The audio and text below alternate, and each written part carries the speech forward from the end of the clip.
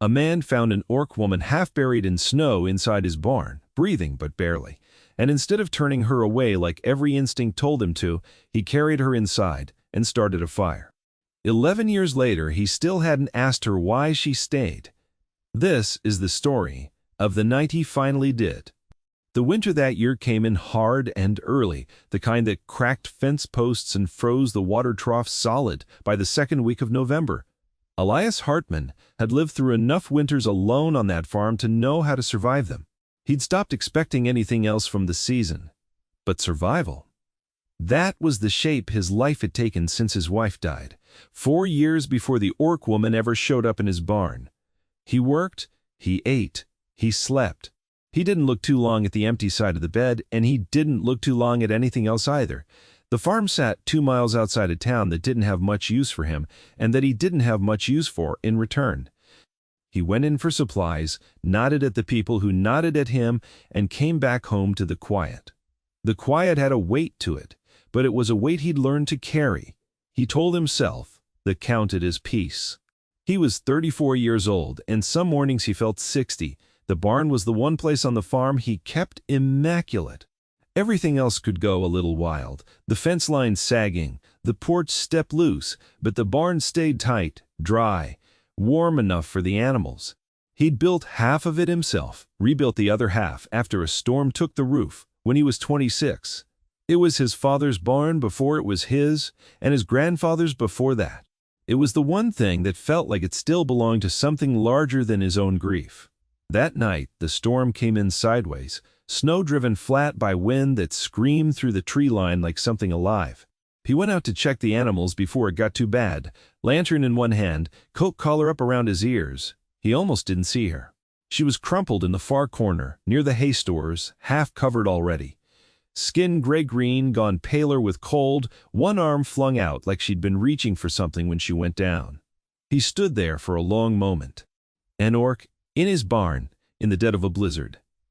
Every story he'd ever heard about her kind ran through his head in that instant. Raiding parties, burned homesteads, the war his own uncle had died in decades back.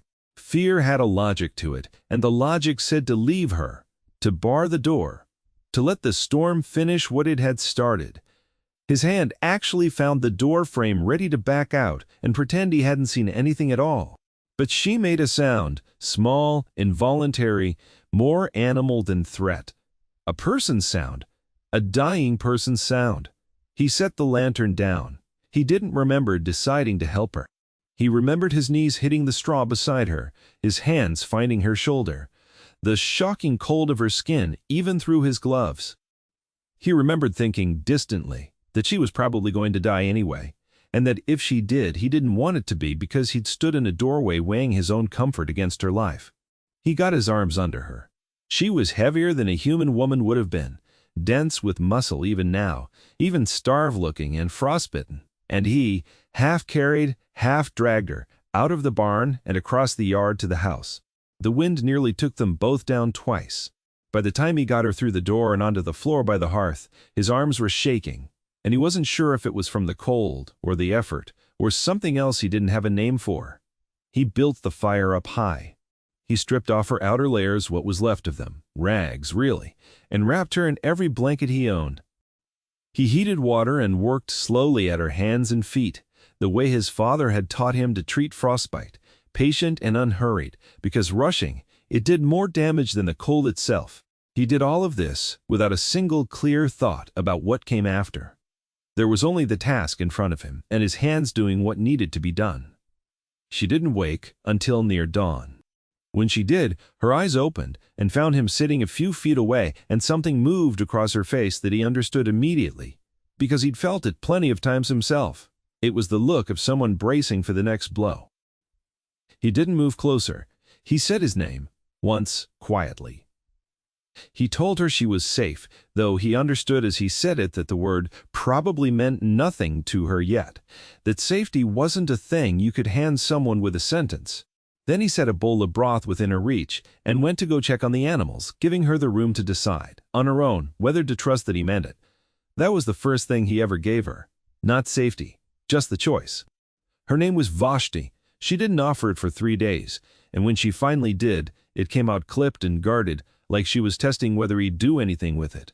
He just nodded and used it plainly. After that, the way he'd use anyone's name, and something in her shoulders came down half an inch when he did. The days that followed were awkward, in a way he hadn't expected.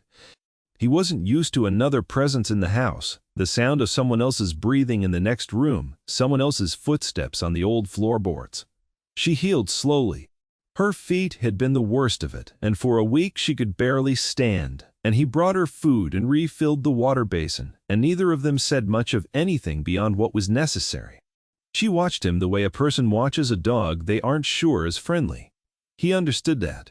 He didn't take it personally. He imagined whatever had put her in his barn, half frozen in the middle of a storm, hadn't left her with much reason to expect kindness. And he wasn't going to demand her trust like it was owed to him. He just kept doing what needed doing and let her decide, at her own pace, what that meant.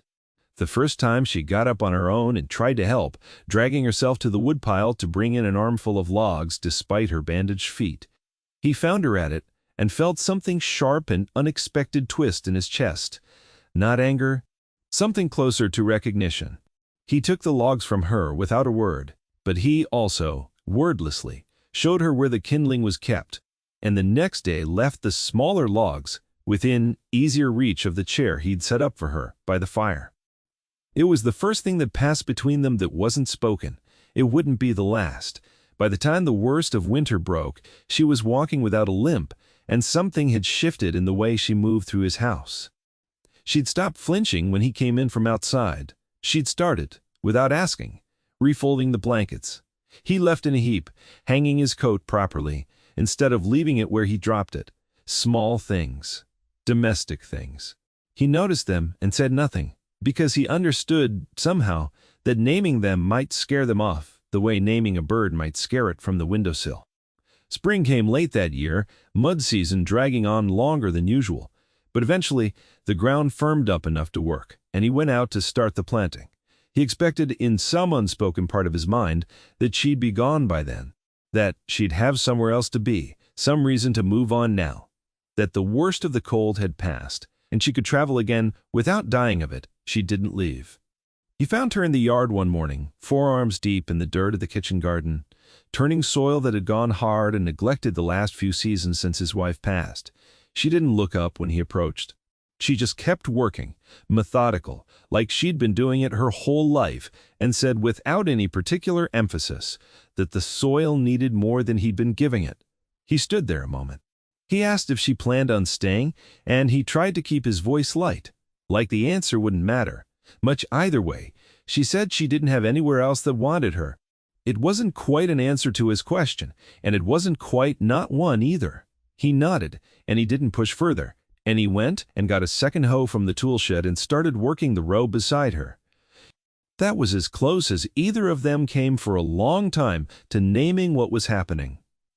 The seasons moved the way they always had, but the farm itself began to change under two sets of hands instead of one. She had a strength he'd never had to spare, and she used it without complaint, hauling stone for a new wall, splitting wood faster than he could stack it, working from first light some mornings before he'd even gotten his boots on. But she also had a patience with small growing things that surprised him, a careful attentiveness to the garden that turned it, within 2 seasons, into something that fed them through most of the winter without needing the root cellar's reserves touched until deep in the cold months. They developed a rhythm without ever discussing it. She took the garden and the smaller animals. He kept to the fields and the larger stock. In the evenings, they sat at the same table, ate the same simple food, and talked about the practical matters of the farm and little else.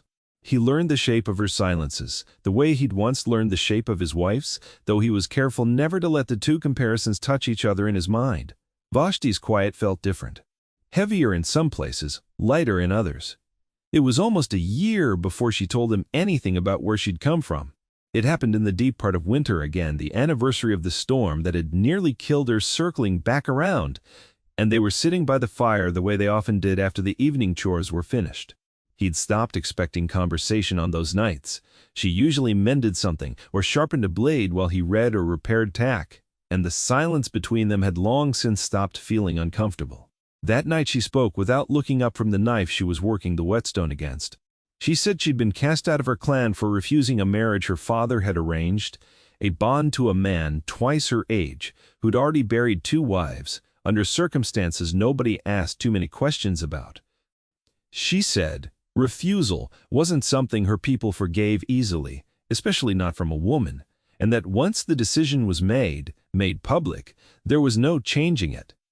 She'd been given until sundown to leave the only home she'd ever known, with nothing but what she could carry.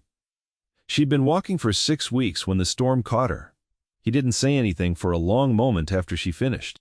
He didn't reach for her, didn't offer any of the soft words that might have felt hollow coming from him. He just said that it made sense, now the wariness in her, and that he was sorry it had cost her so much just to want to say in her own life. She looked at him then, really looked, in a way she hadn't before, and something passed between them that neither of them tried to put a name to. He told her about his wife that night too. Not much, just that her name had been Marta, that she died of a fever that came on fast and left just as fast, taking her with it, 3 days start to finish, and that he hadn't really let himself feel anything since, not properly, not until a woman half frozen in his barn had made him remember what it was to be afraid of losing someone. He hadn't meant to say that last part. It slipped out before he could stop it, and he sat there afterward, with the words hanging in the air, unable to take them back. She didn't say anything either.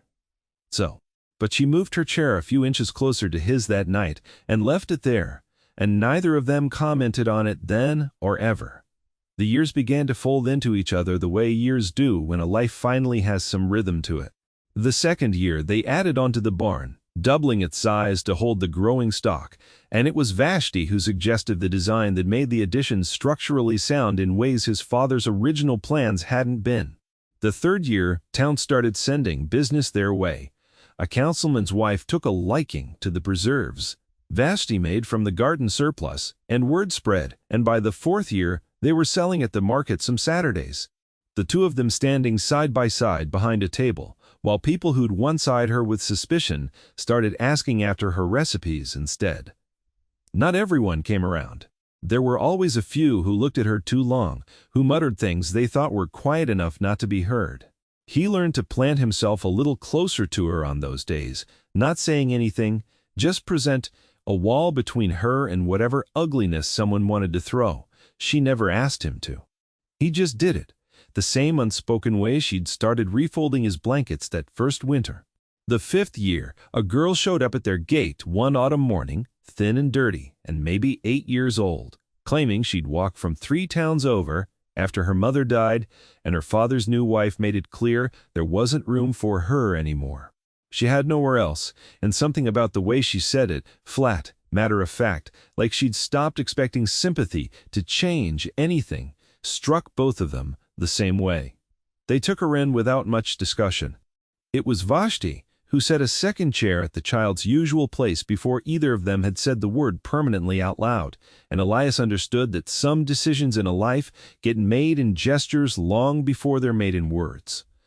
The girl's name was Rosalind, and she had a way of asking questions that cut straight through anything an adult might have preferred to keep vague. She asked, maybe 2 months into living there, why Vashti didn't have a husband if she lived in a man's house and did a wife's work. Elias nearly choked on his supper. Vashti, to her credit, answered without missing a beat, saying that some houses didn't need a husband and wife to be a family, just people who looked after each other. Rosalind considered this with the seriousness only a child can bring to a question, and then asked if that meant she counted as family too, since Elias looked after her, and she was starting to look after the chickens. Vashti told her that was exactly what it meant.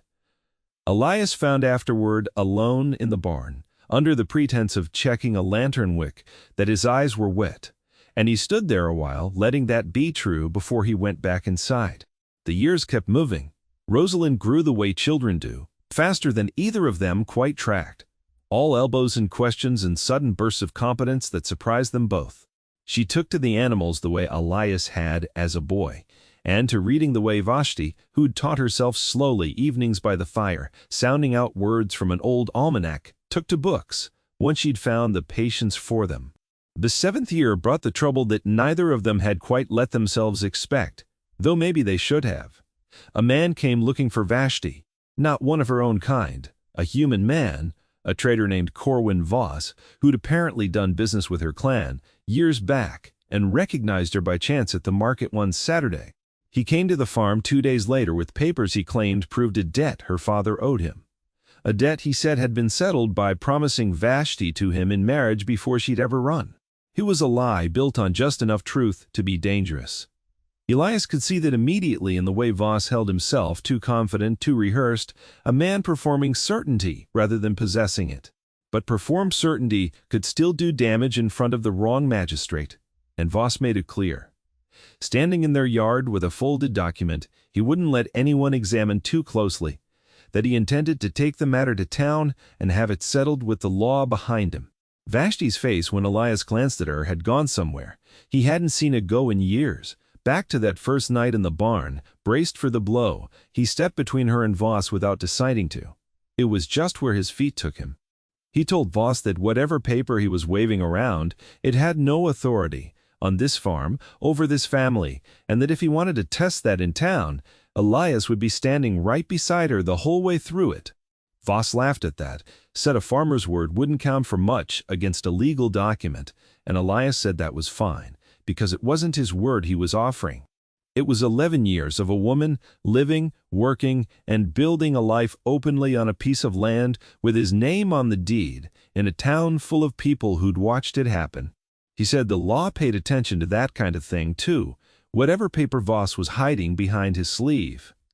It was old Bertram Kessler, the farm's nearest neighbor, and about the only person in the county who'd been kind to Vashti from the very first season, who backed him up in town 3 days later, when it came to that.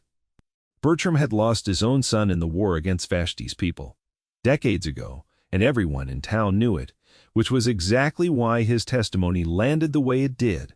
He stood in front of the magistrate and said plainly that he'd watched an honest woman work herself into the bones of that farm for over a decade, that whatever old grudges the war had left behind weren't hers to inherit and weren't his to hold against her, and that if the town had any decency left in it, it would tell Voss to take his forged paper and go.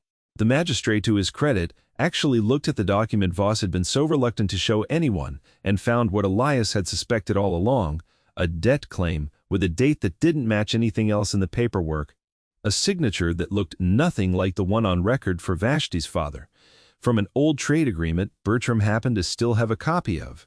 Voss was sent off with nothing but the threat of charges of his own hanging over him, and he didn't come back. Vashti didn't say much that night, but she sat closer to Elias by the fire than she ever had before, and at some point, without either of them making a show of it, her hand found his and stayed there. Neither of them called it anything. They didn't need to. The 8th year, they built a proper addition onto the house, a room for Rosalind that was hers alone.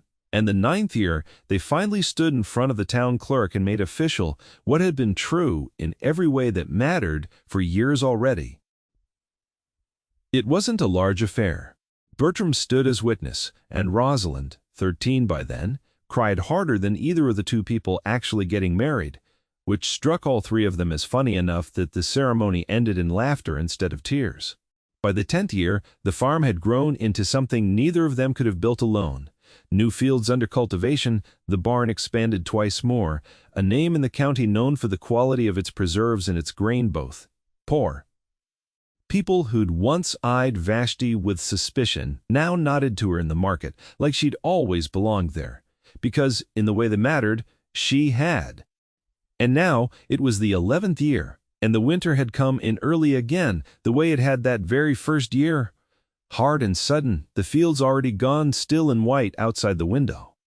Elias sat by the fire that night with a cup of something warm going cold in his hands, watching Vashti mend a tear in one of Rosalind's coats by lamplight, her hands steady and sure, in a way they hadn't been the first months he'd known her, when frostbite had left them clumsy and slow to heal. He'd been turning the question over for years without asking it. Tonight, for reasons he couldn't entirely explain, it finally came loose. He asked her why she'd stayed. That first spring, when she could have gone anywhere, when there was nothing tying her to this place except a barn she'd nearly died in and a man who hadn't known what to do with her beyond keeping her alive. He asked what it was that made her decide, in that quiet, unremarkable way, that this was where she belonged. She set the mending down in her lap, and was quiet long enough that he thought she might not answer at all. Then she said that on the worst night of her life, a man who owed her nothing had chosen to carry her out of the cold instead of leaving her in it, and that she'd spent every night after that first winter waiting for him to change his mind about it, to ask something of her in return, to make her feel like his kindness had a price attached that would come due eventually. He never had. She said that was the thing that kept her, not the farm, not the work, not even at first anything she'd have called love. Just the astonishing, unfamiliar fact of a door that stayed open without conditions, day after day, season after season, until one day she realized she'd stopped waiting for it to close. He sat with that for a while. Outside the wind was picking up again, the same wind more or less that had driven her half-dead into his barn 11 winters before. He thought about how strange it was that a life could turn entirely on a handful of ordinary choices: a lantern set down instead of a door barred, a second hoe carried out to a garden, a chair moved a few inches closer to a fire. He told her he'd asked himself the same question about himself more than once. What made a grieving man let a stranger into the one part of his life he'd kept sealed shut since his wife died? He said he still didn't have a better answer than that it had felt in the moment like the only decent thing left to do, and that everything after that had simply been the slow accumulation of more decent things done one at a time until they added up to a life neither of them could have predicted. She reached over and took his hand again, the way she had that night after Voss left empty-handed, and neither of them said anything else for a long while. The fire cracked and settled. Somewhere upstairs, Rosalind's footsteps crossed the floor and then went still. The wind kept working at the corners of the house, the way it always did, in that season, the way it probably always would. He thought, watching the firelight move across her face, about all the versions of that night 11 years ago that could have happened instead, the version where he stood in the barn doorway a moment longer and let fear win, the version where he nursed her back to health and then, once she could walk, quietly made it clear she should move along. There were so many smaller, harder, lonelier lives stacked up behind the one he'd actually ended up living, and the only thing that had kept him out of them was a handful of choices that hadn't felt like much in the moment they were made. He understood, sitting there, that this was probably true of most lives, that the biggest things were rarely decided in a single dramatic moment, no matter how the stories liked to tell it. They were decided in 100 small ones, mostly unremarkable, mostly forgotten by the people living them, until one day someone looked back and realized the sum of all those unremarkable moments had built something that mattered more than anything a single grand gesture could have made. Vashti asked him quietly if he had any regrets about it, about her staying, about the life it had turned into. He said the only regret he had was that it took him 11 years to ask her the question he'd asked tonight when he could have asked it any one of 100 quiet evenings before this one. She said maybe some questions needed 11 years before they had answers worth giving, that the version of herself who'd shown up in his barn half frozen wouldn't have known how to answer honestly, even if he'd asked that first spring.